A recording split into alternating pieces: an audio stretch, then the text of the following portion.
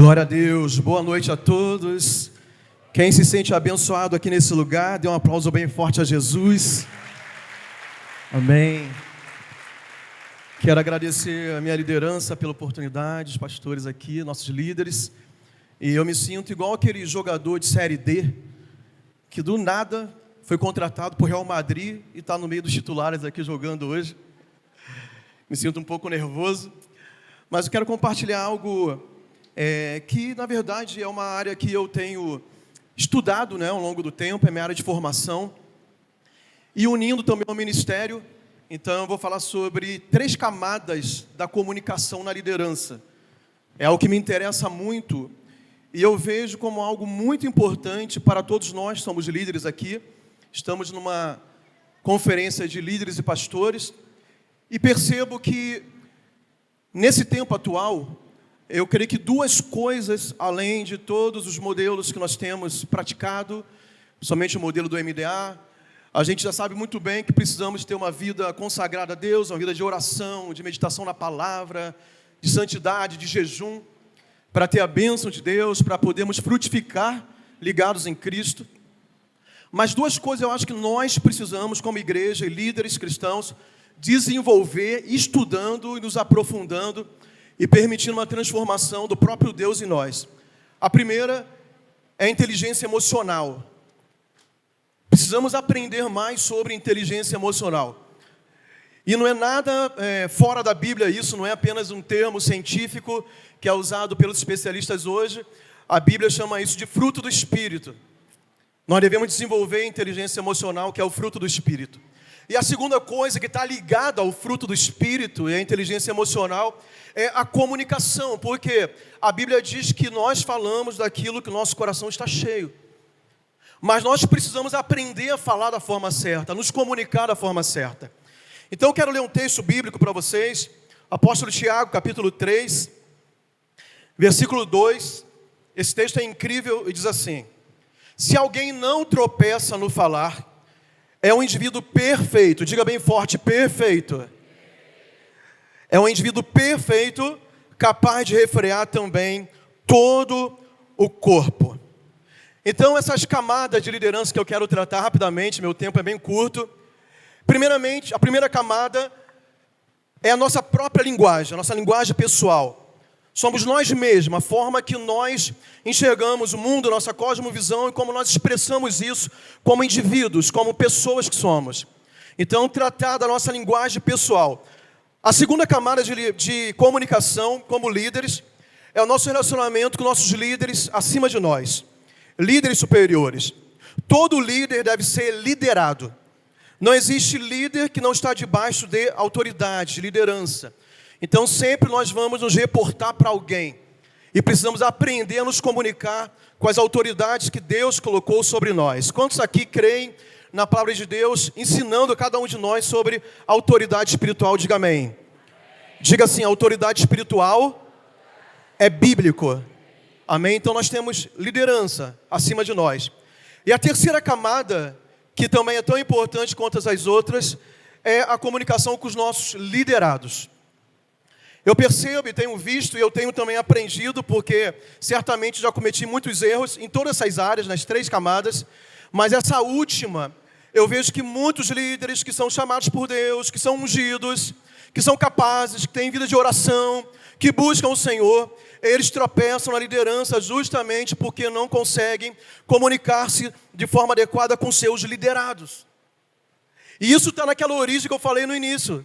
Do quê? Da inteligência emocional. E saber se expressar da forma certa com as pessoas que Deus colocou debaixo da sua liderança, da sua cobertura, do seu pastoreio, do seu discipulado, e acaba perdendo todas as oportunidades que Deus abriu para eles, simplesmente porque não aprenderam a se comunicar.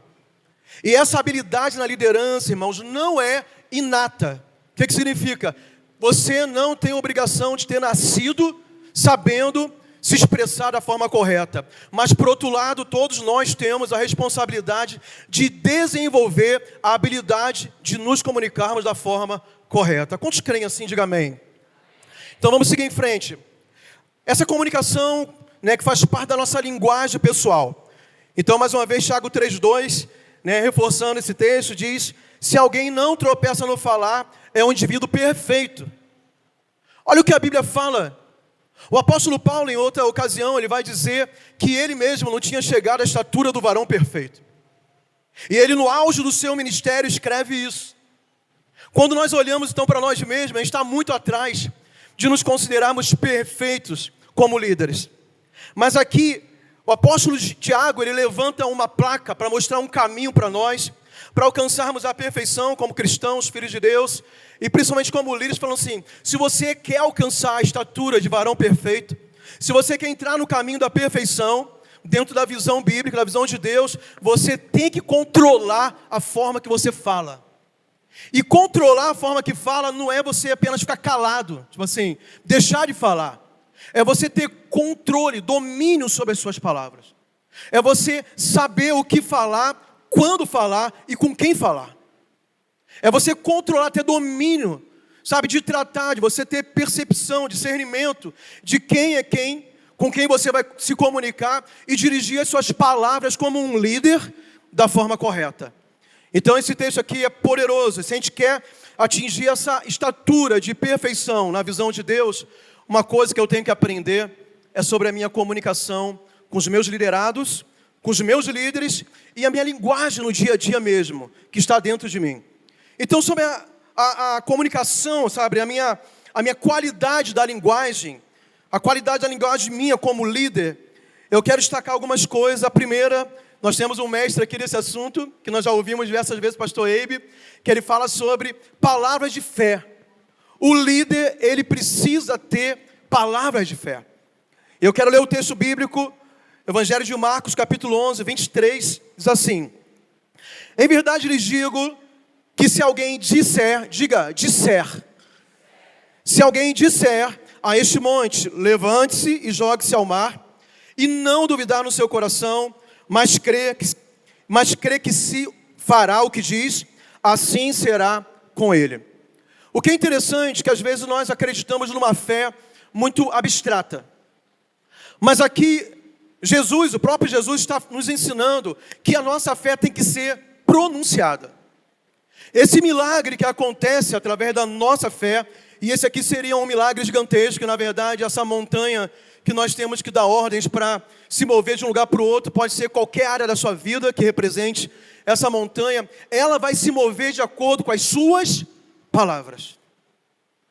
A tua fé vai se materializar, se manifestar, você vai trazer a existência do mundo espiritual para esse mundo físico que nós vivemos aqui, quando nós clamamos por um milagre, quando nós sabemos usar as nossas palavras. E eu estou falando isso aqui, não significa que eu estou já pleno nesse assunto, eu estou aprendendo. Eu preciso, assim como você também, talvez sou eu que precise mais que você ainda, desenvolver essa fé viva nas minhas palavras, de declarar a palavra de Deus, a vontade de Deus, os milagres de Deus, os propósitos de Deus, o impossível de Deus, através da minha fé. Mas eu preciso usar as minhas palavras para isso. De vez em quando eu compartilho com os irmãos da nossa rede de células aqui em Santarém, algumas experiências lá da cidade que nós viemos, de Macapá, e tem um caso muito, assim, diferente. Quando eu estava liderando, eu já era pastor, eu já supervisionava uma região, na época era região, mas eu tive que liderar uma célula para cobrir uma liderança que estava com problema. Então eu não queria perder a célula, eu fui liderar essa célula. Só que eu não podia ficar muito tempo lá. Então eu fui com um propósito. E eu falei para os irmãos, eu vou ficar 1 mês aqui. E eu falei assim, eu vou ficar 1 mês, e com 1 mês nós vamos multiplicar. E eu não sei porque eu falei aquilo, porque era uma loucura, na verdade, eu falar aquilo. Porque como pastor, como líder, depois que eu disse, se não acontecesse, eu ia me envergonhar muito. E foi interessante que foram 4 semanas. O pastor Luiz, meu discipulador, meu líder, ele não sabia que eu tinha dado essa palavra na célula. E nessas 4 semanas, 2, ele me chamou para supervisionar outras células. Então, das 4 semanas, 2, eu não fiquei na célula. Eu deixava auxiliar. Só que nos bastidores e durante os outros dias que não era a célula, a reunião da célula, eu fazia meu trabalho. Eu tinha dado uma palavra, então eu visitei muito, eu fui atrás de pessoas que estavam desviadas, pessoas que não estavam congregando, e Deus foi acrescentando pessoas naquela célula. Eu não recomendo que você faça isso. não é algo normal. Mas no final de 4 semanas, mesmo contrariando a vontade dos irmãos daquela célula, para a glória de Deus, o que aconteceu? A célula multiplicou. Depois que passou tudo aquilo, a célula multiplicada, eu lembrei que a palavra que eu tinha dado, que era uma loucura, que não era normal uma célula multiplicar em 4 semanas, mas é claro, já tínhamos alguns irmãos lá, aconteceu justamente porque eu, como líder, eu apliquei uma palavra de fé, não por vanglória, não porque eu queria parecer melhor que os outros, mas porque era uma necessidade eu não permanecer liderando aquela célula. E eu entendi muito essa experiência na liderança dentro do MDA, da visão do MDA, que as nossas palavras de fé como líderes, elas têm muito poder para acontecer, porque é isso que Jesus disse nesse texto aqui. Quando nós dizemos ao monte, para ele se transportar de um lado para o outro, isso vai acontecer, se nós estivermos conectados com a vontade de Deus. Então, se o teu ministério, se a tua motivação, se o teu trabalho estiver ligado com a vontade de Deus, de você cuidar de pessoas, de você multiplicar as células, de você estabelecer, estender o reino de Deus, certamente Deus vai honrar a tua fé e as palavras que você libera. Quantos creem, diga amém. Você pode dar um aplauso bem forte a Jesus.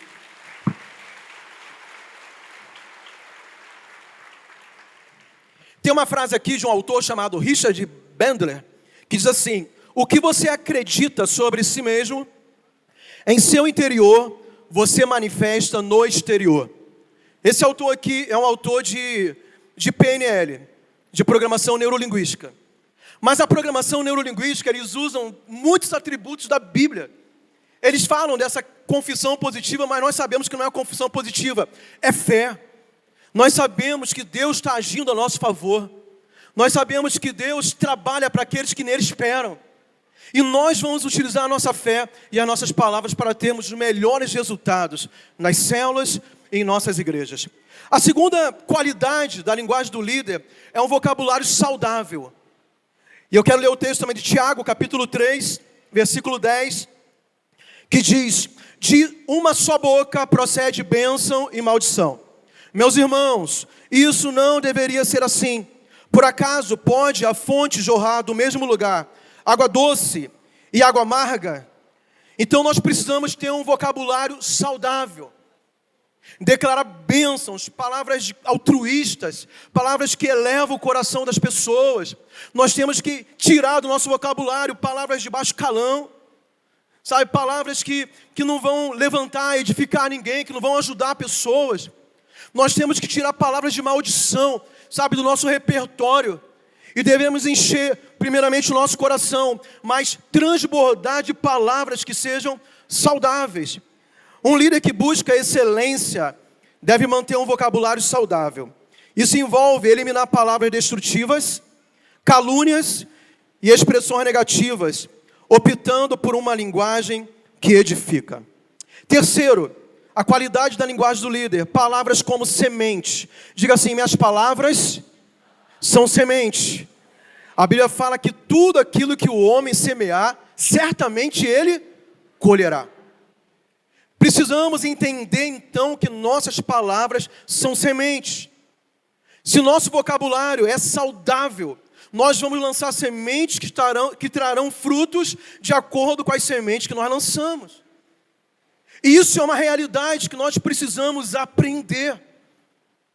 Colocar em prática, não é somente na liderança não. É em casa, é no casamento, é com os filhos, é no local de trabalho. É sobre a sua vida espiritual. É sobre também, claro, o seu ministério. É sobre, sabe, suas conquistas profissionais, financeiras. Nós precisamos lançar a semente no qual nós vamos ter uma colheita compatível com as sementes que nós lançamos. Então, as palavras não são apenas sons que saem de nossas bocas. Elas têm o poder de transformar realidades e plantar ideias, emoções e crenças nos corações e mente das pessoas. Provérbios 18, 21 diz: a língua tem poder sobre a vida e sobre a morte.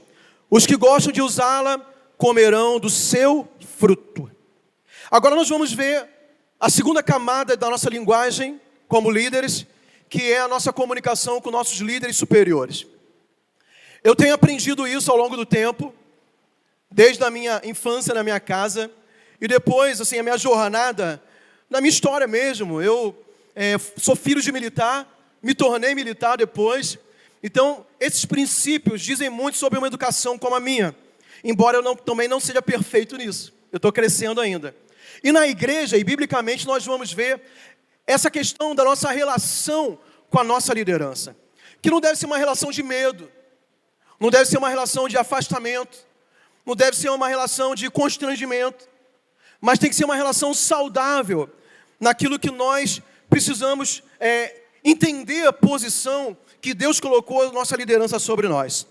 Mas eu quero ler o texto primeiro de Hebreus 13:17, que diz: obedecei a vossos líderes, sendo-lhes submissos, pois eles estão cuidando de vós, como quem há de prestar contas, para que o façam com alegria e não gemendo, pois isso não vos seria útil. Então, na nossa comunicação com nossos líderes, acima de nós, primeira coisa que nós precisamos nos posicionar é em busca de conselhos e orientações. Tem uma certa personalidade muito famosa hoje no Brasil. Ele é conhecido como um grande... Ele não se diz coach, mas é um cara que ensina pessoas sobre liderança, inteligência emocional. Aí surgiu um meme, um tempo desse, que ele, num evento que ele estava realizando, as pessoas iam fazer pergunta para ele. Ele falou assim: pergunte como. Como tarará, tarará, tarará.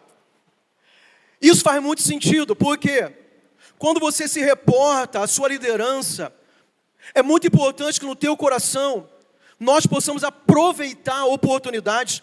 Isso não é uma obrigação, isso é um discernimento meu e teu como liderado, de aproveitar oportunidades, de você ter alguém à sua frente que já caminhou mais que você, que tem mais experiência que você, que está numa posição acima de você, naquela organização, por exemplo, de você estar em busca de orientação e conselhos. É importante, não é o meu líder que vai me colocar no meu lugar. Sou eu que tenho que entender o meu lugar, e quando estou diante de uma liderança, eu ter essa percepção de aproveitar a oportunidade de aprender, de buscar conselhos e orientações. E isso é bíblico. Provérbios 19:20. Ouve o conselho e recebe a instrução, para que sejas sábio nos teus dias por vir. Se eu quero ser sábio daqui a 1 ano, 2 anos, os dias que estão à minha frente, eu preciso aproveitar a minha oportunidade agora, o meu hoje, para ouvir as instruções de quem Deus colocou sobre a minha vida para me instruir, para me orientar. Então, diante da minha liderança, é muito mais importante aquilo que eu pergunto do que aquilo que eu falo. Se existe uma coisa que nós devemos aprender, nos preparar, não é responder perguntas, é a fazer perguntas. Se você quer encontrar sabedoria, aprenda a fazer as perguntas certas. Isso é incrível, isso é muito poderoso. A segunda posição que eu acredito que devemos ter diante da nossa liderança é uma posição de prestação de contas. Isso é uma bênção. Isso não vai te humilhar, pelo contrário, isso vai te exaltar.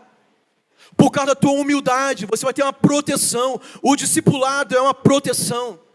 O discipulado é uma cobertura, um guarda-chuva, assim como o pastor Eibe nos ensinou ontem, naquela visão que ele teve, do guarda-chuva sobre a vida dele. Você conhece o texto de Tiago 5,16, que diz: confessai vossos pecados uns aos outros e orai uns pelos outros para que serdes curados. Então, se existe um lugar de confissão que não é para Deus, nesse caso, é diante da nossa liderança, do discipulador.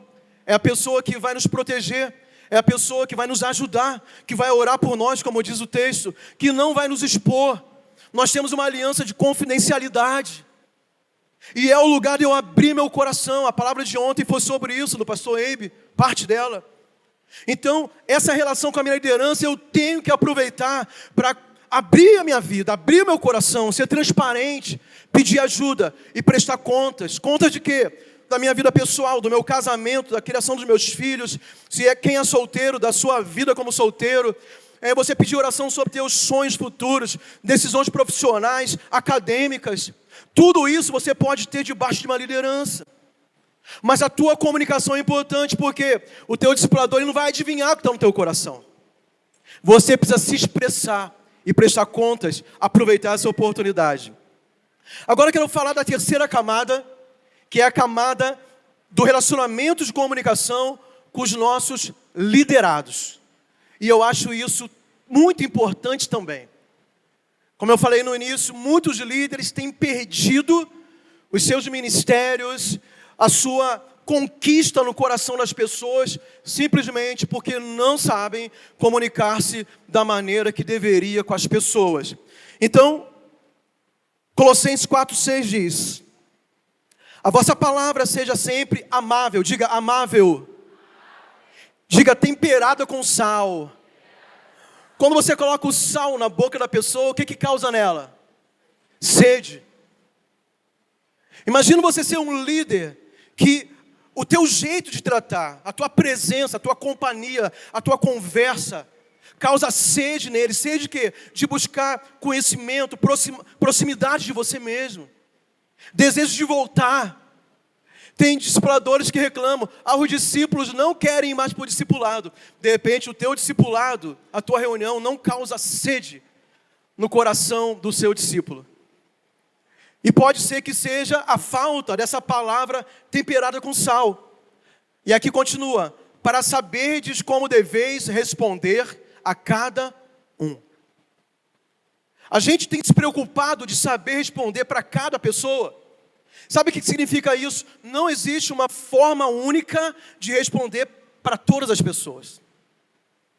Eu, como líder, preciso discernir que cada pessoa é um indivíduo que tem sua própria personalidade, seu temperamento, e eu preciso, assim, me entender e discernir a forma de lidar com cada pessoa.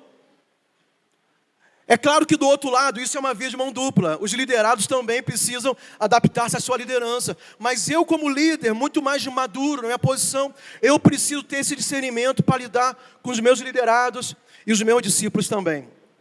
Então eu quero deixar algumas sugestões a respeito desse último ponto e essa última camada da comunicação dentro da liderança. Primeira coisa, algo tão conhecido, mas a gente precisa colocar na prática. Não adianta saber, tem que fazer. A primeira coisa, repreenda no particular e elogie em público. Nós, pastores, precisamos entender muito forte isso. O público é o lugar de ser elogiado, ou de tecer elogios, de motivar, sabe, de colocar a pessoa para cima, sabe, de recompensar, de celebrar junto com as pessoas. Mas se eu preciso repreender alguém, e a liderança exige que nós façamos isso, tem que ser no privado. Ninguém foi chamado aqui para envergonhar o outro. Ninguém foi chamado aqui, sabe, para fazer as pessoas sentirem-se constrangidas publicamente e você machucar pessoas sem nenhuma responsabilidade. Existe a forma certa de a gente disciplinar e corrigir os nossos liderados em amor. E a forma certa é no particular, da maneira certa. Segunda coisa, seja um encorajador, seja um motivador. As pessoas que se aproximam de mim, de você como líderes, elas têm que levantar o clima, elas têm que estar energizadas, elas têm que estar empolgadas, elas têm que estar motivadas, elas têm que estar dispostas a trabalhar por causa de uma paixão e de um fogo interior que é criado no coração dela. Na verdade, eu quero mudar essa palavra de motivação por inspiração. Porque a motivação, sabe o que é motivação? Motivação é uma força de fora, externa, que empurra as pessoas a fazerem algo. Mas a inspiração é uma força interior que leva as pessoas a fazerem aquilo. E nós precisamos ser líderes inspiradores. Como é que se inspira? Pelo exemplo, pelo modelo, pelas palavras que encorajam. Terceiro conselho que eu quero deixar aqui para finalizar. Não mandamos, diga bem forte, não mandamos, pedimos. Mais alto, não mandamos. O que fazemos então? Pedimos. Nós não mandamos em ninguém. Nós pedimos. Pedimos por favor. Pedimos com muita educação. Pastor, mas eu sou líder, eu sou o pastor principal, eu sou o pastor da rede. Você não manda, você pede. E eu tenho certeza que isso vai abençoar a sua vida e o seu ministério. Vamos dar um aplauso bem forte para Jesus.